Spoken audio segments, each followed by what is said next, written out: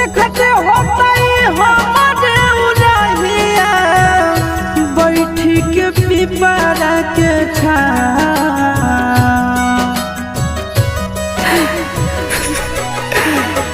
देखते होता हमारे उड़हिया बैठी के पिपरा के